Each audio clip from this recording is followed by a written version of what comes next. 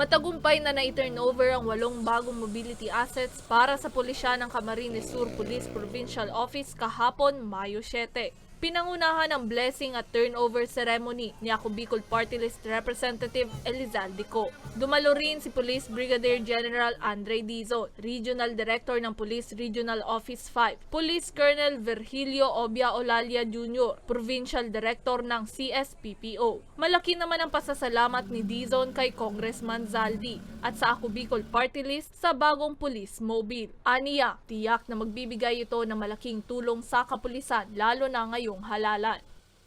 Ang ating mahal na congressman, nag-i-invest po siya sa peace and order, crime prevention, kasi naniniwala siya na pag may peace and order, progress will follow, investment will follow, and of course, yung employment will follow.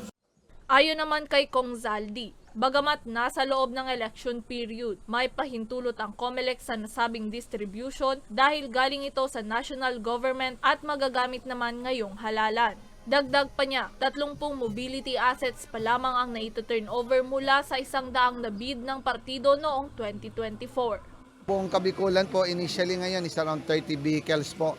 Galing kami sa Catanduanes kahapon and sa Masbate and sa Albay namigay din. Dito po pinakamarami kasi pinakamalaking probinsya sa Kabikulan. So kaya po lahat-lahat almost 30 units po yan. Meron po pong susunod pag dumating po at i-follow up natin. Ang 8 bagong police mobile ay gagamitin sa mga municipal police stations ng Baaw, Bombon, Kamaligan, Canacman, Goa, Pamplona, Ragay at isa sa Naga City Police Station. Para sa mga balitang Tatak, Bicol, May Insinares.